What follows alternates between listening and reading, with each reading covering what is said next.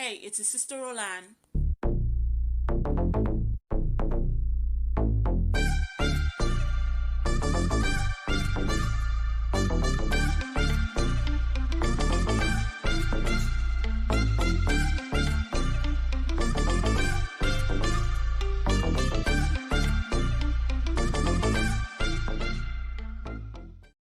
All I need is a few minutes. So, if you've been following the state of Florida versus Jamell Deming's case, like actually watching the live court proceedings, whether you're there live or you're watching on replay, you know that there was a mistrial declared, which was yesterday, which was July 22nd. And it was declared because the jury failed to unanimously give a verdict of whether guilty or not guilty. They were unable to decide that.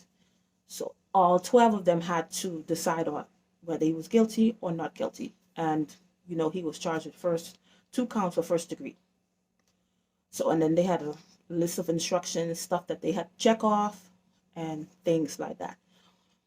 But one thing I think everybody who has been following this case and listening to the evidence and hearing the testimony and arguments, we can agree that this young man does not deserve death only because there is no concrete evidence to convict him to death. Why? There is no weapon, there is no gun. Only God knows where that gun is. We know there was a gun that was used because Christopher Thomas and Anthony Williams, they had gunshot wounds, and that's what took them out. And then there's no eyewitness. There's no eyewitness that say, hey, I saw these young men and then all I heard was, there was no eyewitness account at all. Then they don't really have a motive that could be substantiated. They have, theories. Maybe this is what killed, why he did this, because supposedly, he signed Anthony Williams and he was supposed to pay him $500,000, and then that didn't happen. And then also that he was the only one who was actually bringing in money to the YNW empire.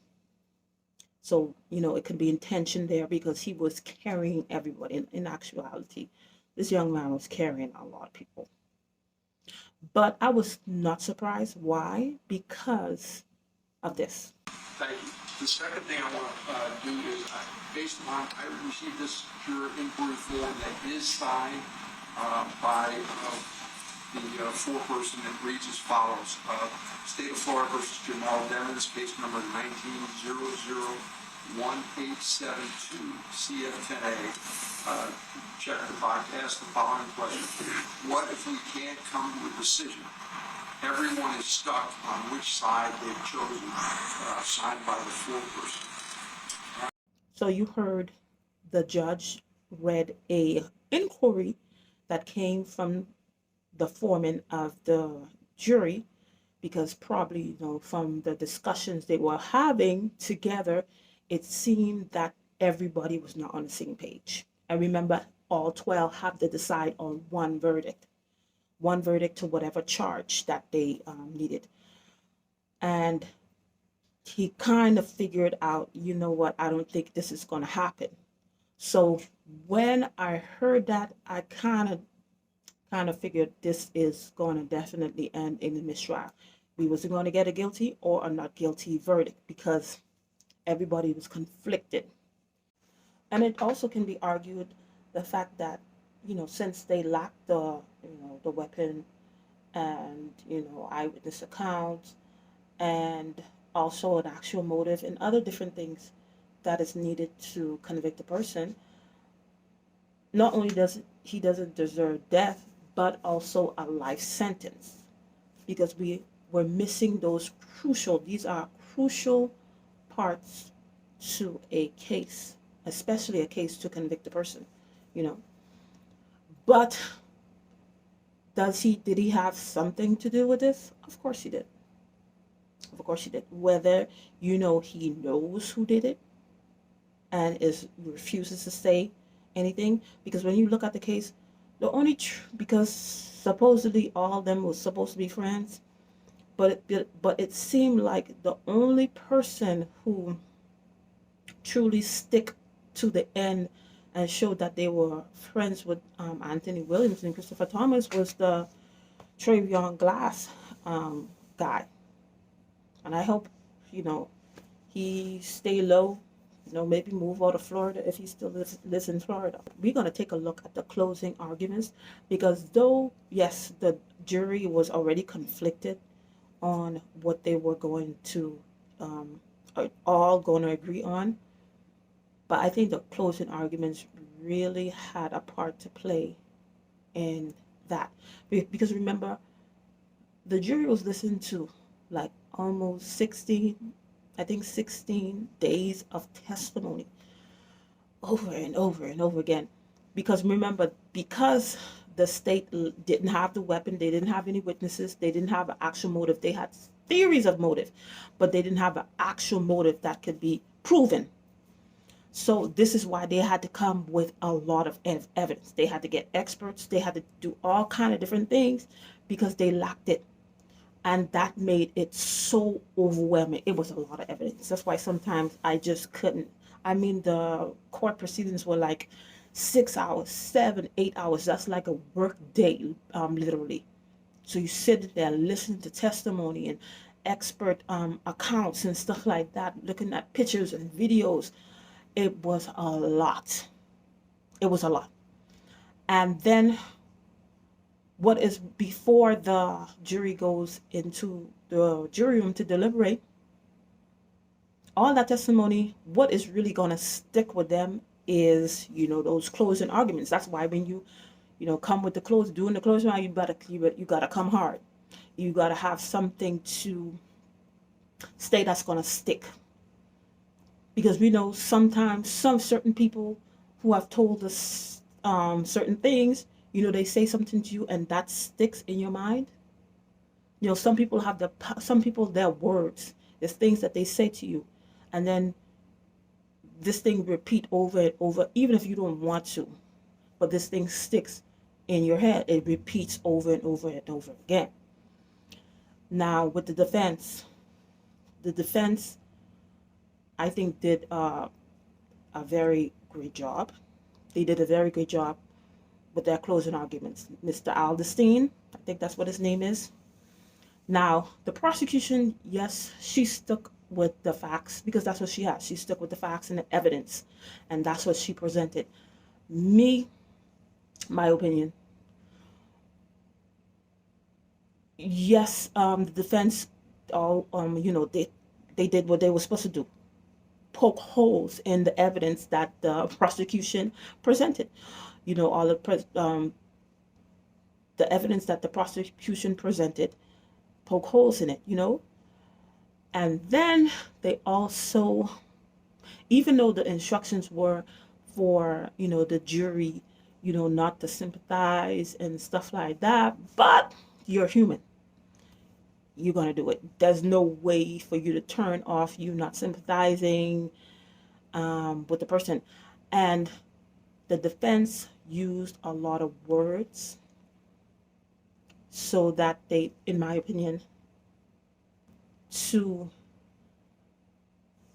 play on the emotions, but appeal to the emotions of the jurors.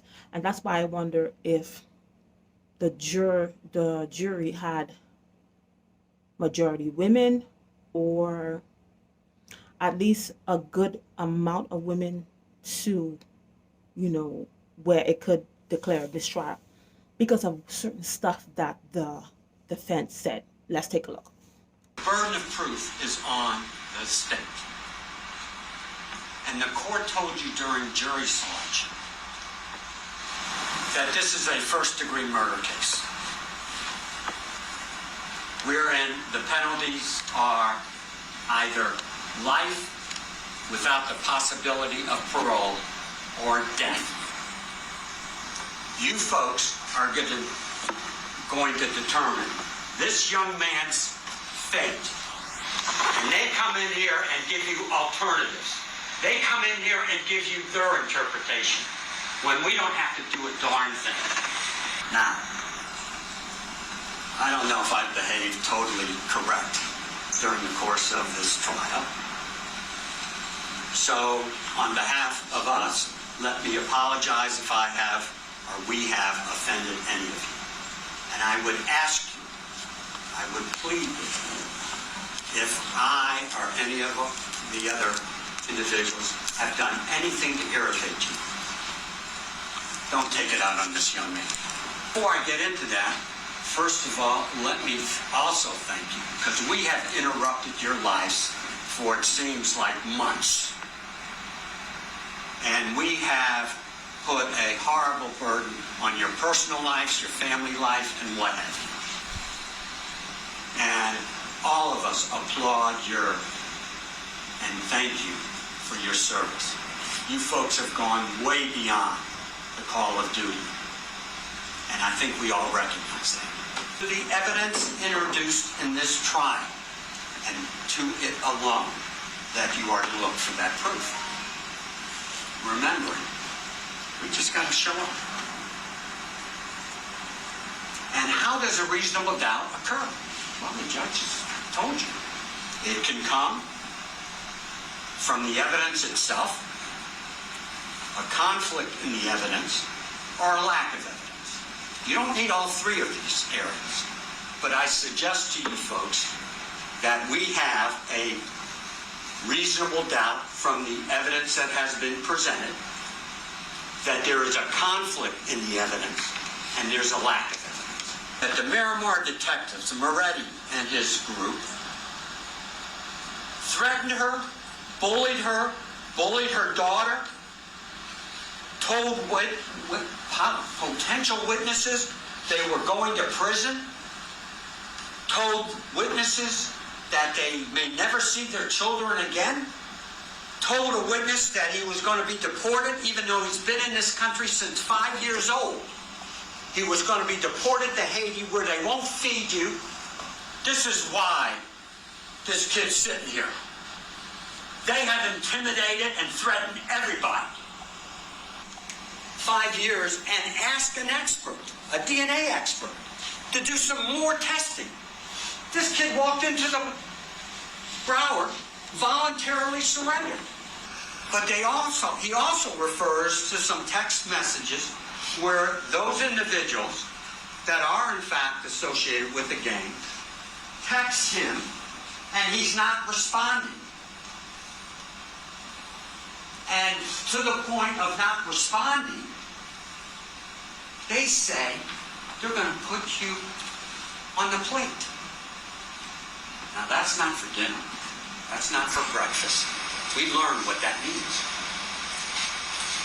If you don't start responding to us, we're going to have you killed. We know that Cortland Henry's involved. You heard about Crucial Almighty David Hedgepath, who wrote and texted, "We killed 2 of you." And someone said I should use the word ninjas instead of the word that he used. And in that message, he had a target over someone's face. Whose was it? Guess what? It's Melly. And he did it within hours. And what did they do? Nothing. And he happens to be at the tender age at that time of 19, a professional. And we all know, and unfortunately, probably a lot of us have had to do something while we are suffering an illness or a death in our family. What does that prove? Absolutely nothing. Tender age of 19, this kid, I say kid, I shouldn't say that, this man, young adult, is a professional. They say because you didn't show up at 1 or 2 jobs, then what the heck?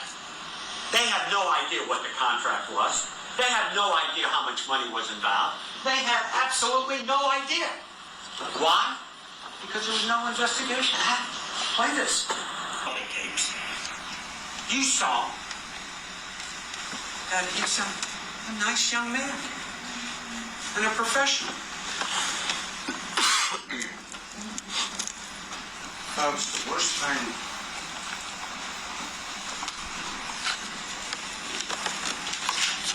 any lawyer can do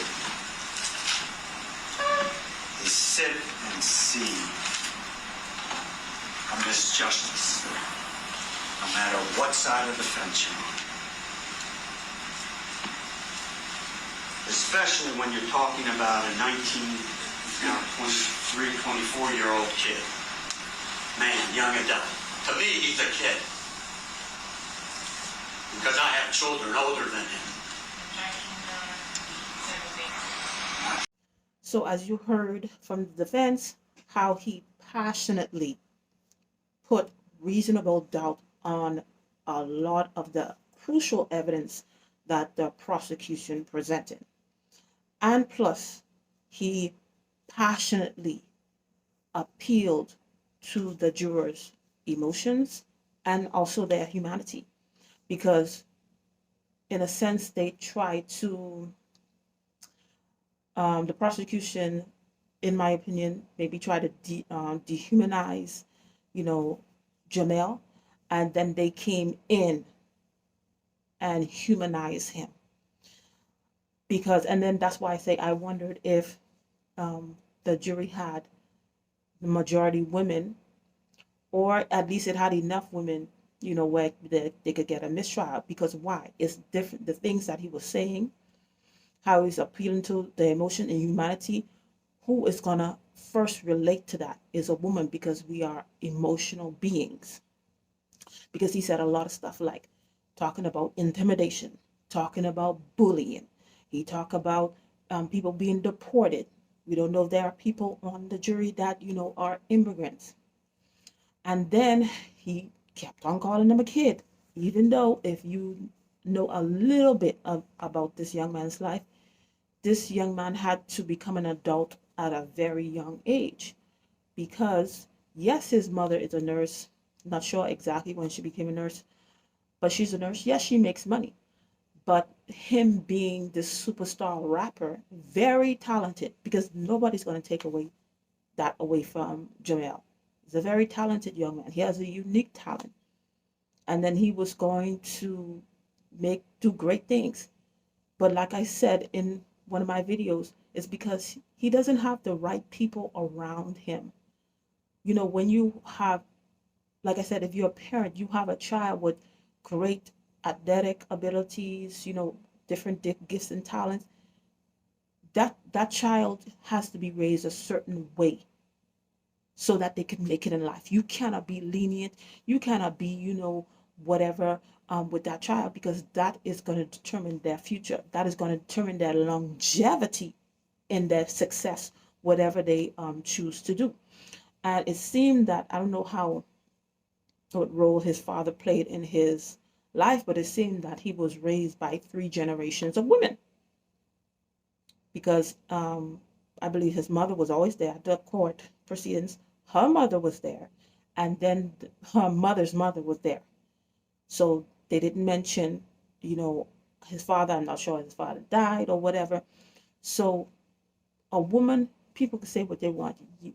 A woman has her part to contribute to a child's well-being, and a man has his part to contribute to a child's well-being. When you don't have both of them, that child lacks certain things. Yes, you can try to supplement it, but a child needs a mother and a father. And obviously, like I said, he wasn't afraid of anybody. No, he was not. Nobody could, shake him, because he got in trouble in middle school, and then turned around, got trouble again in high school. So if I had got in a way he had gotten Baker acted and stuff like that, when I did something in middle school, and if there was repercussions, like, because there could have been repercussions, but how long were the repercussions? How long were the consequences? Did you know he finished did this and you say you grounded, I take away your stuff? How long did that last? And then he talked about him, because the prosecution presented, he finished lost his friends, and then he was performing, and then they were saying that we all had to do stuff that we didn't want to do because we were sick or we had lost somebody. We all appealing to that. You know what? Because I've been sick several times and I had to get up and do certain things that I didn't want to do. I just wanted to lay down, you know, just lay down and relax. But sometimes certain stuff only you can do it. Nobody can replace you. So the defense wanted to reiterate that. And he also wanted to let them know, hey, this is not a game. You have a burden you're going to decide the fate of this young man, whether he is going to lose his life or lose his life through death or lose his life, in a sense, spend the rest of his life in prison. And you guys have to consider every piece of evidence. And then if you find there is any reasonable doubt, and he gave the three criteria, remember, he gave the three criteria for reasonable doubt. And the reasonable doubt, there was a conflict in evidence and there was a lack of evidence. And put together with the jury they already, not being on the same page. Because I'm sure way before this, they were, asking to see, what does everybody think? Do everybody think he's guilty before they, actually sat down and deliberate? I'm sure they were doing. That's why the foreman sent the question, what if we cannot come to, all of us cannot decide on one verdict? So culminated with that, and how the defense passionately, gave his closing arguments. Even though, yes, the instructions did say you're not supposed to sympathize, you're not supposed to feel sorry, and you're supposed to, look at the evidence and stuff like that, but you're human. There's certain stuff you don't know how to turn off because you're not trained to be a jury. If you're not trained, they pick you for whatever reason that they pick you, and then you just learn looking at the evidence. A lot of people not trained to that. There's no jury training. There's no jury. Yeah, they give you instructions and stuff like that, but there's no jury training. So yes, you heard the instruction, but you're still human. You're still gonna sympathize, even if you don't want to. You're still gonna do that. He also pointed out that, hey, Melly voluntarily surrendered. He wanted you to, and plus he also put out there, Adrian Davis, their witness that's the only witness that they called, voluntarily went to the state attorney's office and gave his statement, even though that was in 2022. This incident happened in 2018. They arrested Jamell in 2019. So 2020, 2019, the ending of 2019 when he got arrested, Adrian didn't say anything. 2020, then you have 2021, then to May of 2022, that's when Adrian Davis went and gave his statement. So I wouldn't even look at that. Because I would say, what was the motivating factor that caused him to want to give his statement at that time, so many years later? Why not give it, when it's fresh in your mind? Not saying they probably didn't question him. They questioned him, of course.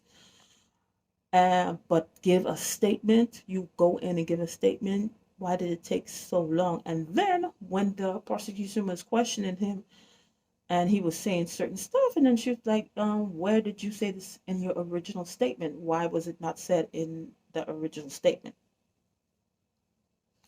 So yes, he wanted to, show that, Melanie, he voluntarily came and surrendered. And then say he's a good guy. Look at all the videos. He's cool, and he was just trying to make money, and he's trying to humanize Jamell. in the eyes of the jury. Because with all the evidence, if you're just looking at the evidence with, without considering reasonable doubt, you'd be like, this guy is not good. Guy's not a good person. But he came in with the closing arguments to say, no, he's a good guy. He's just being railroaded. Look at these so-called gang members that texted him and say, we took out 2 of your friends and stuff like that, even though, okay, why not take out Jamell? Why not take out Jamell first? Why take out these 2 friends?